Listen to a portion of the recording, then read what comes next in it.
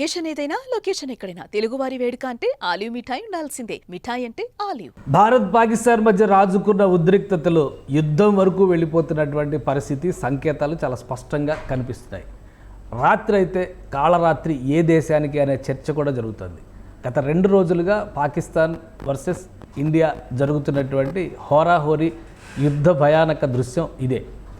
మరీ ముఖ్యంగా జమ్మూ కాశ్మీర్ని కేంద్రంగా చేసుకుని పాకిస్తాన్ కంటిన్యూస్గా గుళ్ళ వర్షం కురిపిస్తూనే ఉంది. దీనికి ప్రతిదాడి భారత్ చేస్తూనే ఉంది.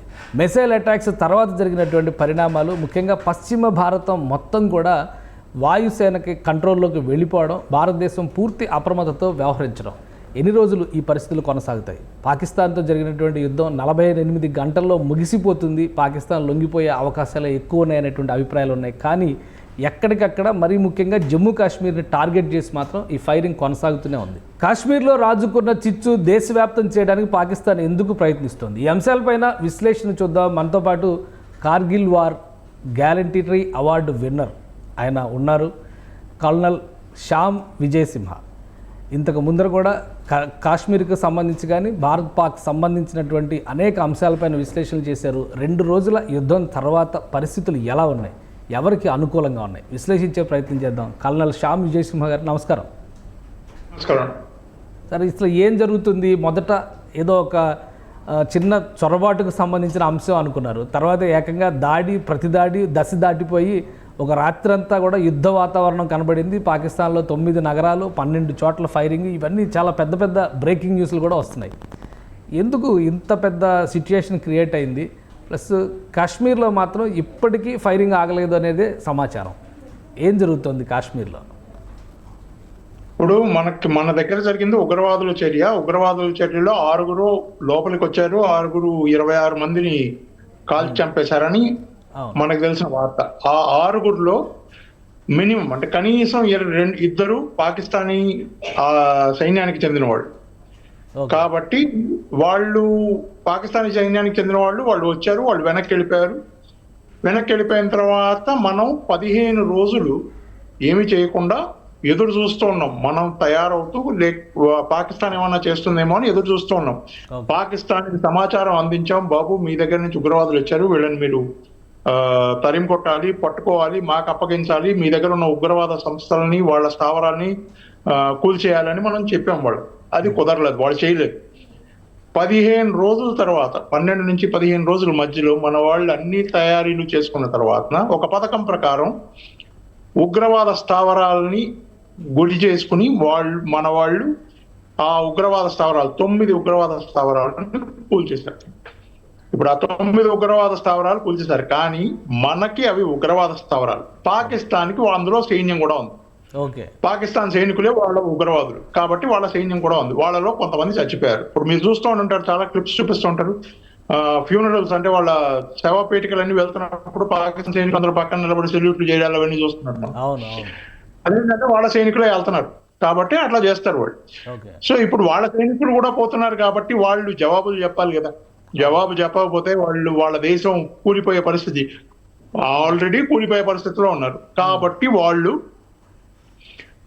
ప్రపంచానంతటికీ చెప్పారన్నమాట, చూడండి మేమేం చేయలేదు, భారతదేశం చేసింది కాబట్టి ఇప్పుడు మేము రిటాలియేట్ అవుతాం, మేము ప్రతిదాడి చేస్తామని చెప్పారు. ఆ ప్రతిదాడికి సంబంధించిందే వీళ్ళు 4-5 ఈ క్షిపణులు, డ్రోన్స్ ఇవన్నీ చైనా వాళ్ళ దగ్గర నుంచి తెచ్చుకున్నవన్నీ మన మీద ప్రయోగించారు. పెద్ద ఎత్తున ప్రయోగించారు.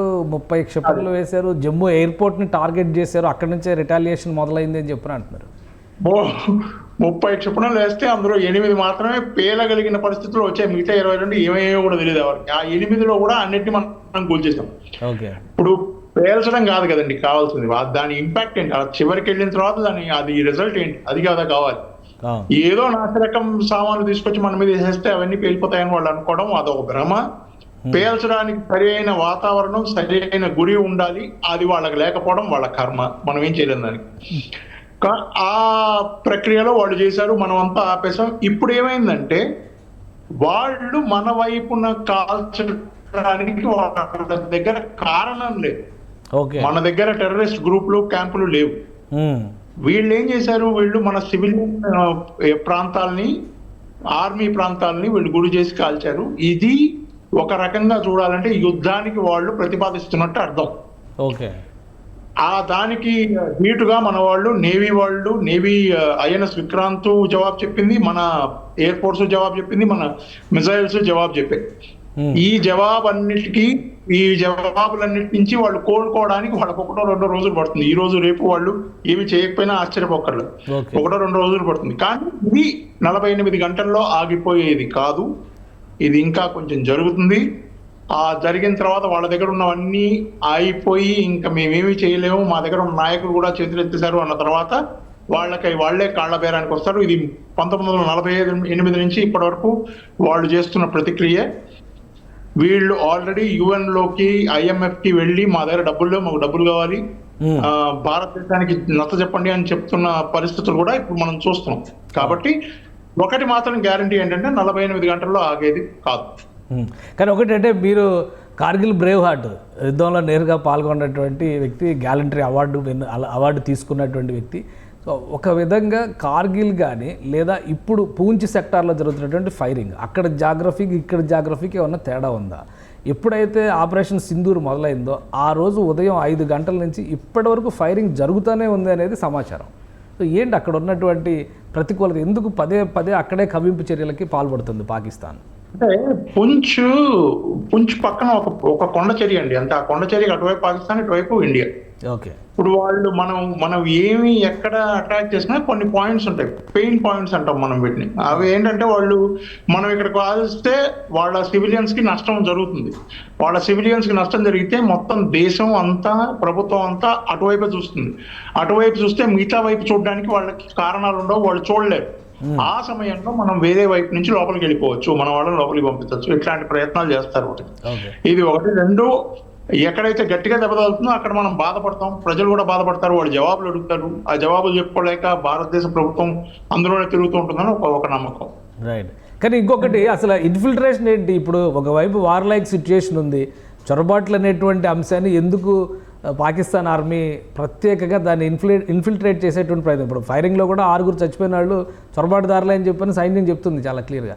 ఈ టైంలో ఇన్ఫిల్ట్రేషన్ ఏంటి అనేది ఎవరికి అర్థం కాదు. ఇందులో కూడా ఏమైనా స్ట్రాటజీ ఉందా? అంటే ఎప్పుడు చొరబాటు చేసినా ఇట్లా మన దృష్టిని మళ్లింప చేయడానికి ఇట్లా ఫైరింగ్ జరుగుతుంది. ఎక్కువ గతిన ఫైరింగ్ చేసి ఆ ముసుగులో వీళ్ళు లోపలికి పంపిస్తారు. ఇప్పుడు ఎందుకు చేస్తున్నారంటే, ఇప్పుడు మనం వాళ్ళని కొడుతున్నాం, వాళ్ళు లాహోరు, రావల్పిండి, కరాచీ అన్ని చోట్ల మనం మన సుప్రీమసీ అంటే మనం చాలా గట్టిగా ఉన్నామని వాళ్ళకి చెప్తున్నాం. వాళ్ళ సైనిక స్థావరాల మీద కూడా మనం దాడులు చేయడానికి రెడీగా ఉన్నాం. కాబట్టి వాళ్ళు ఇప్పుడు ఏం చేయాలి? వాళ్ళకి ఇంకా వేరే దారి లేదు. వాళ్ళ ప్రైమ్ మినిస్టర్ కనపడట్లేదు, వాళ్ళ సైన్యాధ్యక్షుడు కనపడట్లేదు. వాళ్ళు ఇప్పుడు ఏం చేయాలి? అందుకని వాళ్ళు ఏం చేస్తున్నారంటే, అటువైపు ఎవరైతే ఉగ్రవాదులు రెడీగా ట్రైనింగ్ చేసుకుని ఉన్నారో, మనకి ఒకటి గమనించాల్సిన విషయం ఏంటంటే 21 స్థావరాల్లో 9 కొట్టాం మనం. ఇంకా ఉన్నాయి స్థావరాలు అక్కడ. ఆ స్థావరాల్లో ఉన్న వాళ్ళని తీసుకొచ్చి వాళ్ళని మన భూభాగంలోకి ఒకవేళ గనక చొరబాటుదారులుగా లోపలికి పంపిస్తే, వీళ్ళు లోపలికి వచ్చి లోపల గనక ఇంకొక పహల్గాం లాంటి కాండ చేస్తే అప్పుడు వాళ్ళకి చెప్పడానికి అవకాశం ఉంటుంది కదా పాకిస్తాన్కి, చూడండి మేమేం చేయలేదు, మేము ఇప్పుడు యుద్ధం చేస్తున్నాం, మా సైనికులతో మేము కష్టపడుతున్నాం, ఇక్కడ మేమేం చేయలేదు, అక్కడ లోపల చేస్తున్నారంటే అది వాళ్ళ దేశం వాళ్ళే ఉండాలి, ఆ కాశ్మీర్ వాళ్ళే ఉండాలి, వాళ్ళే చేసుకుంటున్నారు, కానీ మా మీద నెపం మోపి మమ్మల్ని కొడుతున్నారు అని అనుకుంటారు వాళ్ళు అని చెప్పచ్చు ప్రపంచానికి. అందుకని ఈ ప్రయత్నాలు చేస్తారు. ఓకే సార్, ఇప్పుడు గతంలో చూసిన యుద్ధాలు అంటే 71 తర్వాత 1971లో అయితే ఫుల్ ఫ్లెడ్జ్డ్ వార్ జరిగిందని చూడకపోయినా కానీ చాలామందిని చదువుకున్నాం కాబట్టి ఒక క్లారిటీ ఉంది. ఇది ఫస్ట్ టైమా మొత్తం పాకిస్తాన్లో ఉన్నటువంటి ప్రధాన నగరాలను కూడా టార్గెట్ చేసింది ఇండియన్ ఆర్మీ, లేదా ఇది కేవలం కౌంటర్ అటాక్గానే చూడాల్సి ఉంటుందా మనం? మొట్టమొదటిసారిగా 1971 తర్వాత ఇదే మొదటిసారి మనం ఇలా కౌంటర్ చేయడం. ఇది మనం కౌంటర్ అంటే వాళ్ళ చర్యకి మనం ప్రతిచర్యలాగా చూడాలంతే. It is just not to counter that provocation అంతే, వాళ్ళు చేసిన దానికి మన ప్రతిక్రియ అంతే. ఇప్పుడు జరిగిన దాడులన్నీ కూడా ప్రధాన నగరాల్లో ఉన్న సైనిక స్థావరాలపైనే జరిగినట్టు, ఎక్కడా కూడా సివిల్ సొసైటీ మీద అయితే ఎలాంటి బాంబింగ్ జరగలేదు. లేదు సార్, ఇంకో డౌట్ చెప్పండి. ఎక్కడ సివిల్ సొసైటీ మీద జరగలేదు. మొట్టమొదటిసారిగా మనం చేసింది మొత్తం ఉగ్రవాద స్థావరాల మీద. దాని తర్వాత వాళ్ళ సైనికులు, అంటే ఇప్పుడు మన దగ్గర ఐరన్ డోమ్ ఉంది, రక్షా కవచ్ అంటాం దాన్ని. అందులో ఏమవుతుందంటే మీరు ఒకవేళ మిసైల్ వేస్తే ఆ మిసైల్ ఎక్కడి నుంచి వస్తుంది అనేది ఇది గ్రహిస్తుంది. ఓకే. గ్రహించి ఆటోమేటిక్గా ఇంకో మిసైల్ లాంచ్ అయ్యి మన దగ్గర నుంచి ఆ స్థావరాన్ని కూల్చేస్తుంది. ఇప్పుడు వీళ్ళు లాంచ్ చేసిన మిసైల్స్ అన్ని సైనిక స్థావరాల్లో ఉన్నాయి కాబట్టి అవన్నీ అక్కడ కూలిపోయాయి అంతే. ఓకే. మనం టార్గెట్ చేసి లేదా మనం గురి పెట్టి సివిలియన్స్ కానీ మిలిటరీ వాళ్ళని కానీ మనం వాళ్ళ సైనికుల్ని కానీ మనం టార్గెట్ చేయలేదు. ఓకే. ఈ S-400 గురించి ఆకాష్ గురించి తెగ ప్రస్తుతిస్తున్నటువంటి పరిస్థితి ఉంది. ఏంటి వీటి స్పెషాలిటీ? గతంలో లేనటువంటి సామర్థ్యం ఈరోజు ఇండియన్ ఆర్మ్డ్ ఫోర్సెస్ సంపాదించుకున్నట్ట, లేదా గతంలో కూడా ఇటువంటి వ్యవస్థలు ఉన్నాయా? అవునండి, ఇది నూతనంగా మనం సంపాదించుకున్న కొత్త ఇది ఆయుధాలు. ఈ S-400, బరాకు, ఆకాష్ ఇవన్నీ వీటికి ఈ మిజైల్స్ కి ఒక రడార్ అటాచ్ అయి ఉంటుంది. దాన్ని వెపన్ లొకేటింగ్ రడార్ అంటారు. ఇప్పుడు పాకిస్తాన్ నుంచి వస్తున్న మిజైల్ ని అది అంత దూరంలోనే గమనిస్తుంది. ఇక్కడ నుంచి ఒక మిజైల్ లేచింది అనేది గమనించి ఆటోమేటిక్ గా కమాండ్ ఇస్తుంది. 4 అంచెలుగా 4 రకాల మిజైల్స్, 4 రేంజ్లు ఉన్న మిజైల్స్ ఒకటిదాని తర్వాత ఒకటి మన దగ్గర నుంచి వెళ్తాయి. ఆ పాకిస్తాన్ మిజైల్ మన భూభాగంలోకి రాకముందే కూల్చేయడానికి ప్రయత్నిస్తాము. ఒకవేళ అక్కడ మిస్ అయినా రెండో మిజైల్ తగులుతుంది, మూడో మిజైల్ తగులుతుంది. ఒక్కొక్క దానికి ఒక్కొక్క నిర్దిష్టమైన రేంజ్ ఉంటుంది. S-400 అయితే 400 కిలోమీటర్ల దాకా అది కొట్టగలదు. ఆకాష్ 60 నుంచి 70 కిలోమీటర్లు, అట్లా 40 నుంచి 60 కిలోమీటర్లు అట్లా ఉంటాయి. ఈ క్షిపణులు ఏవైతే మన దగ్గర మన ఆయుధాగారంలో ఉంటాయో ఇవన్నీ ఒక్కసారి ఒకదాని తర్వాత ఒకటి పేలి ఎక్కడ కూడా అంటే జీరో టాలరెన్స్ లాగా అండ్ జీరో లాస్. ఒక్కసారి కనుక ఈ ఆయుధాలన్నీ యాక్టివేట్ అయితే ప్రత్యర్థి ఆయుధం తప్పకుండా కుప్పకూలాల్సిందే అని అది నిర్దిష్టంగా చెప్తుంది. అదే మనం నిన్న చూసాం. మనం ఒక్క ఆయుధం కూడా, ఒక్క మిజైల్ కూడా మన స్థావరాలకు తగలదు.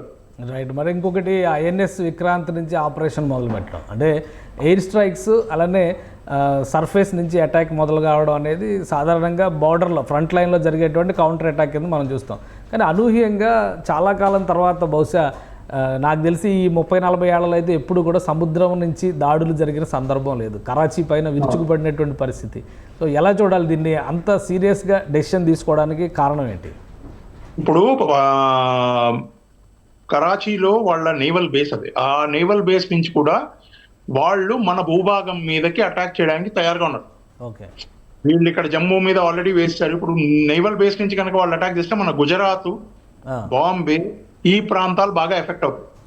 ఇవన్నీ ఎక్కువ జనాభా ఉన్న ప్రాంతాలు. ఇక్కడ కనుక పడితే మనకు చాలా ప్రాణ నష్టం జరుగుతుంది. ప్లస్ టర్కీ వాళ్ళు నేవీ సహాయం చేస్తామని చెప్పి ఒక వార్షిప్ ను కూడా వీళ్ళకి పంపించడానికి రెడీ అయ్యారు.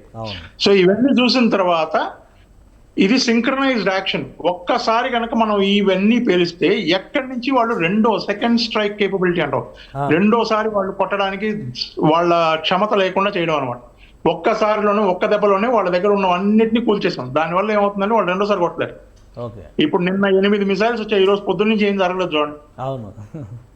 ఎందుకంటే వాళ్ళ దగ్గర ఆ క్షమత ఉండదు, ఇంకా అయిపోయింది అనమాట. ఫస్ట్ స్ట్రైక్ కేపబిలిటీ మాత్రమే, సెకండ్ స్ట్రైక్ వాళ్ళ దగ్గర కేపబిలిటీ లేదు. ఆ కేపబిలిటీని అణిచేయడానికి కారణం, అణిచేస్తే ఇంకా మనం కొంచెం సేఫ్గా ఉండొచ్చు, నెమ్మదిగా ఉండొచ్చు అని చెప్పి చేయడం అనమాట. సో ఎలా చూసారు సార్ మీరు? చాలా ఎక్స్పీరియన్స్డ్, మిలిటరీలో సర్వీసెస్ చేసిన వ్యక్తి, కార్గిల్ యుద్ధాన్ని నేరుగా చూసిన వ్యక్తి. అసలు ప్రాణ నష్టం అనేటువంటి ప్రశ్న లేకుండా భారత సైన్యం చేస్తున్నటువంటి కౌంటర్ అటాక్ గత 20-30 ఏళ్లలో ఎప్పుడైనా చూసామా? లేదా ఇంతకు ముందర కూడా జరిగిందే, ఇప్పుడు మీడియా ఎక్కువ ఉంది కాబట్టి ఎక్స్పోజ్ అవుతుందా?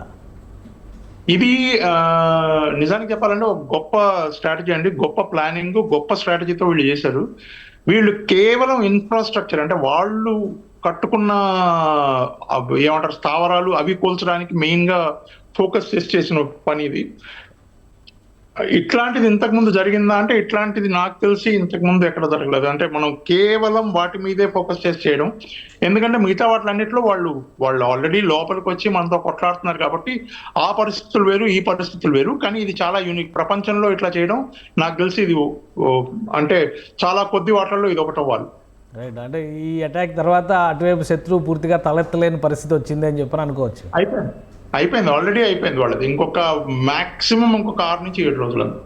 సో అంటే 6 నుంచి 7 రోజులు ఫైట్ చేయడానికి స్కోప్ ఉంటుందంటారా? లేదా దౌత్య 6 నుంచి 7 రోజుల్లో వాళ్ళు నిర్ణయం తీసుకోవడానికి మనం ఛాన్స్ ఇస్తాం అంతే. 6 నుంచి 7 రోజుల్లో వాళ్ళు కాళ్ళబేరానికి వచ్చేయాలి. ఇప్పటికే వాళ్ళ దగ్గర తినడానికి తిండి లేదు, తాగడానికి నీళ్లు లేవు, పెట్రోల్ పోసుకోవడానికి పెట్రోల్ లేవు, ఏమీ లేవు వాళ్ళ దగ్గర. అయిపోయింది మొత్తం అంతా.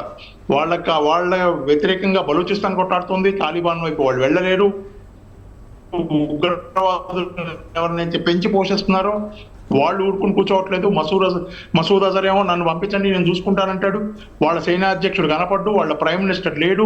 ఇమ్రాన్ ఖాన్ పార్టీ అంతా గొడవ చేస్తుంది, లోపల ప్రజలంతా తిరుగుబాట్లు లెవెల్లో ఉన్నారు. కాబట్టి పాకిస్తాన్ అంటే ఇన్ని చికాకుల మధ్యలో వాళ్ళు ఇంకా యుద్ధం కూడా చేయాలి అంటే వాళ్ళ వల్ల కాని పని. అయిపోయింది. మోస్ట్లీ వాళ్ళు అంటే నిర్ణయం తీసుకుని బాబు ఇంకొద్దు మమ్మల్ని వదిలేయండి అని చెప్పడానికి 6 నుంచి 7 రోజులు అంతే. సార్ అంటే కాళ్ళబేరానికి వచ్చినా కానీ ఏం నిర్ణయం ఏమైనా ఉంటుంది? ఇంకా మసూద్ అజర్ బతికే ఉన్నాడు, లష్కర్ తోయిబా యాక్టివ్గానే ఉంది. కేవలం కాళ్ళబేరం అనేది వస్తే పాకిస్తాన్ సరెండర్ అవ్వడం అనేది మళ్ళీ ఒక కాంప్రమైజ్, పాత కథ పునరావృతం.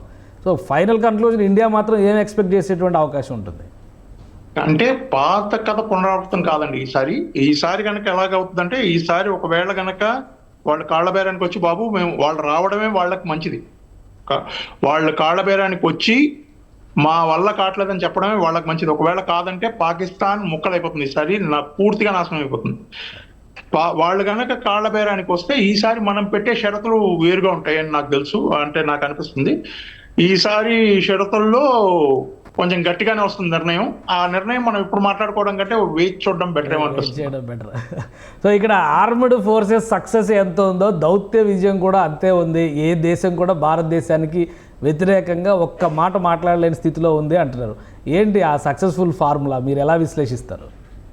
అంటే ప్రపంచంలో ఏ దేశమైనా ప్రతి దేశం చెప్పే మాట ఏంటంటే ఉగ్రవాదానికి మేమంతా వ్యతిరేకులం అని. ఇప్పుడు మీరు కనుక గత 3-4 ఏళ్ల నుంచి చూస్తే ప్రపంచంలో ప్రతి దేశం ఉగ్రవాదానికి బలైంది. ఎక్కడో ఒక చోట ఒక కాండ జరిగింది. ఆ ప్రతి ఉగ్రవాది వాడి రూట్స్ అంటే వాడి వేళ్ళు పాకిస్తాన్ లో ఉన్నాయి. ఎక్కడ ఏం జరిగినా ఒక 5గురు ఎక్కడైనా ఏదైనా చేస్తే అందులో ఒకడు పాకిస్తాన్ వాడు అయి ఉంటాడు. సో ప్రపంచం అందరికీ మనం చెప్పింది ఏంటంటే ఇవి మా దగ్గర ఉన్న సాక్ష్యాలు, ఇవి మీరు చూస్తున్నారు, ఇవి ఇట్లా జరిగినాయి కాబట్టి అక్కడే ఉన్నారు వాళ్ళంతా. మీరు మాకు సహకరించాల్సిన అవసరం లేదు, మీరు మాట్లాడకుండా ఉండండి, మేము చూసుకుంటాం. అందుకనే ప్రపంచం అంతా ఏం చెప్తుందంటే అది బయలాటర్, వాళ్ళిద్దరి మధ్యలో జరగాల్సింది వాళ్ళు చూసుకుంటారులేండి, మనం ఏం మాట్లాడదు. నిన్న కూడా అమెరికా చెప్పింది వాళ్ళిద్దరి మధ్యలో ఉంది, వాళ్ళిద్దరు చూసుకుంటారు, మనకేం సంబంధం లేదు. సో అంతవరకు మనం సాధించాం. ఇది చాలా గొప్ప దౌత్య విజయం. దాని వల్లనే మనం ఇంత ధైర్యంగా ముందుకెళ్ళగలుగుతాం. ఇంకా 1-2 దేశాలు మాట్లాడుతున్నాయి, టర్కీ కానీ అజర్బైజాన్ కానీ. సో అటు ఇటుగా తటస్థంగా చెప్తున్నట్టు నటిస్తున్న చైనా కానీ. సో వీటి పరిస్థితి ఎలా ఉండొచ్చు? చైనా యుద్ధానికి రాదండి. చైనా చాలా తెలివైన దేశం. చైనా ఇట్లాంటి వాటిలో దూరి చేతులు కలుసుకోదు. చైనాకి పాకిస్తాన్ డబ్బులు ఇచ్చింది, వాళ్ళకి ఆయుధాలు ఇచ్చింది, అక్కడ ఒక బేస్ తయారు చేసుకోవాలని అనుకుంది. ఇప్పుడు ఏ పరిస్థితికి వచ్చిందంటే అసలు పాకిస్తానే ఉండదేమో అన్న పరిస్థితికి వచ్చింది. కాబట్టి వాళ్ళు ఏమి వాళ్ళు ఊరికే అట్లా చేసి గమనుంటారు అంతే. టర్కీ, అజర్బైజాన్ ఇవన్నీ ఏంటంటే ఇస్లామిక్ కార్డ్, అంటే మత కార్డు వల్ల వాళ్ళు ఆడుతున్నారు.